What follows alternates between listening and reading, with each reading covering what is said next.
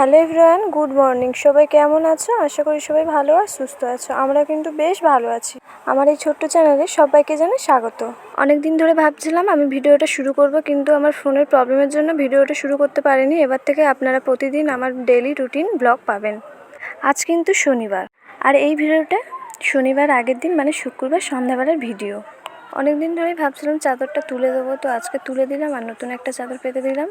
তো তোমাদের দাদাভাই শুয়েছিল, তো জোর করে তুলেই পাততে হলো, কারণ ও সন্ধ্যাবেলা শুয়ে শুয়ে ফোন দেখছিল, তো উঠতেই চাইছিল না, ওর জন্য জোর করে তুলেই পেতে দিলাম। তোমরা দেখতেই পেয়েছো মানে কিছুক্ষণ আগে। তো ওই দেখো আবারই শুয়ে পড়লো। বালিশটা আমি কভারও পরাইনি, ও আবার বালিশটাকে নিয়ে শুয়ে পড়লো। তাই জন্য বললাম যে এই বালিশটাতে কভার পরিয়েছি, তুমি এই বালিশটা নিয়ে নাও আর ওই বালিশটা দিয়ে দাও। তো দিয়েও দিল।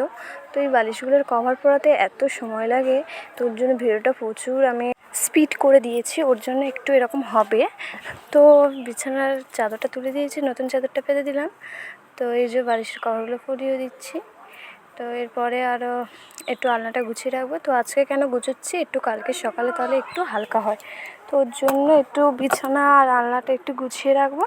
তো এই যে আমি আলমারির ভিতর দেখছিলাম আর একটা বালিশের কভার আছে নাকি, তো পেলাম না। তো ভাবলাম থাক, আজকে ওই খালি থাক।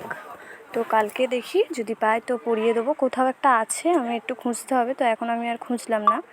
তো এরপরে এই যে গায়ে দেওয়ার যে কাঁথা বা চাদরগুলো আমি ভালো করে গুছিয়ে নিলাম। তো গুছিয়ে যে রেখেও দিলাম। তো এই যে এখানটা দেখতে পাচ্ছ, ওগুলো কী অবস্থা জানো তো, অনেক দিন ধরে গুছাবো ভাবছিলাম। তো তোমাদের দাদাভাই এটা আমাকে গিফট করেছে, কেমন হয়েছে জানিও। তো এগুলোর অবস্থা দেখো, তোমাদেরকে একটু দেখালাম, দেখো অবস্থাগুলো কীরকম।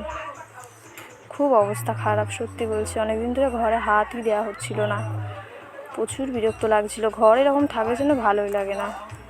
আর ওই যে বিছানাটা গুছাচ্ছি আর উনি দেখো চট করে শুয়ে পড়লো।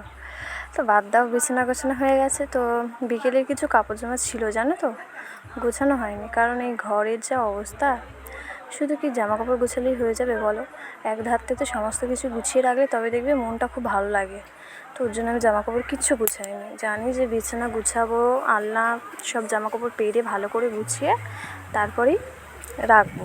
তো ওর জন্য গুছানো হয়নি। তো দেখো এখন আমি কিন্তু গুছাচ্ছি। আর একটা কি, আমার ওই একটু প্রবলেম হচ্ছে ভয়েস দিতে, কারণ বাইরে দিচ্ছি, তো ওর জন্য ভিতরে অনেক লোকজন এসছে। আজকে আমাদের একটা বাড়িতে শ্রাদ্ধ বাড়ি ছিল, তো ওর জন্য তো প্রবলেম হচ্ছে ভয়েস দিতে। তো এই সাদা শাড়িটা দেখতে পাচ্ছ, এটা না গো ওই শ্রাবণ মাসে যে শিবের মাথায় জল ঢালা হয়। তো আমি দ্বিতীয় সোমবার গেছিলাম জানো, তো ওই মন্দির বাজারেই গেছিলাম। কে কে মন্দির বাজার চিনো একটু কমেন্টে জানিও তো। মন্দির বাজারের নাম কে কে শুনেছো একটু কমেন্টে জানিও।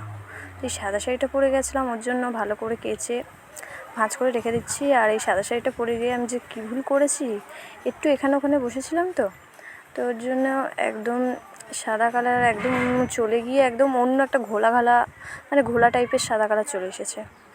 তো সাদা কালার শাড়িটা আমার একদম হালকা একটু পাড়ে পাড়ে ওরকম একটু হয়ে গেছে। তো যাই হোক, ভালো করে তাও আমি ঘষেছি, তাও উঠছিল না। তো যাই হোক, আমি ভালো করে ধুয়ে ভালো করে ভাঁজ করে যে আলমারির ভিতরে ঢুকিয়ে দিলাম। তো যে দুটো শাড়ি ছিল এগুলো ভালো করে গুছিয়ে নিলাম। আমার দাদাভাই এলে আমার আনলা সমস্ত কিছু যেন অগোছালো হয়ে থাকে। তো চলে যাবে, কালকেই চলে যাবে।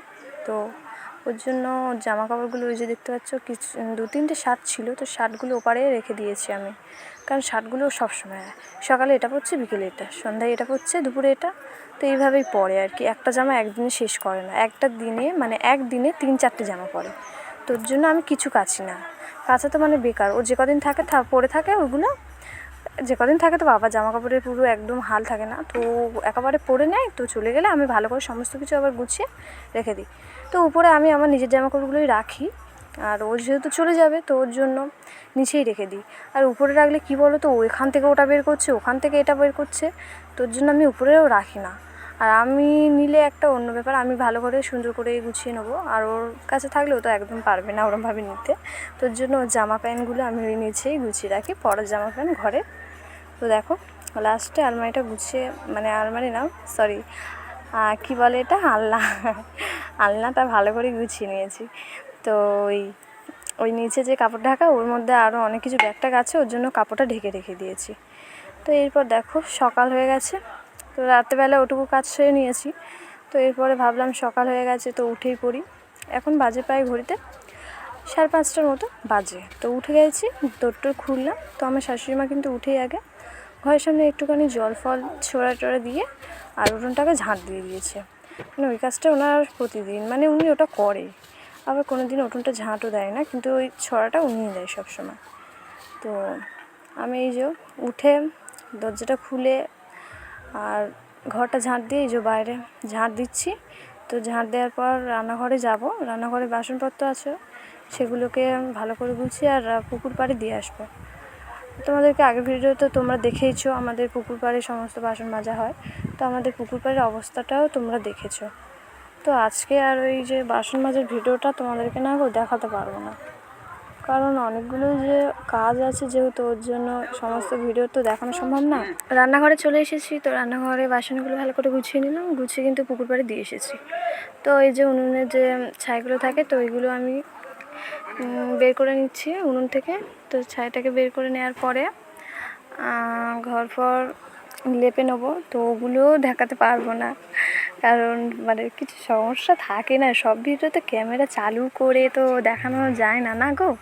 তো ওর জন্যে তো এরপর ছাইগুলো বের করে নেওয়ার পরে কিন্তু আমি কিছু ওই যে বিছানার চাদরগুলো কালকে সন্ধ্যাবেলা যে তুলে দিলাম না গো, ওগুলো কিন্তু ভিজিয়ে দেবো।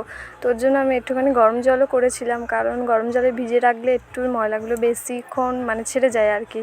ওর জন্য গরম জল করে বিছানার চাদর আর বালিশের কভার, কোল বালিশের কভারগুলোও দিয়ে দিয়েছিলাম।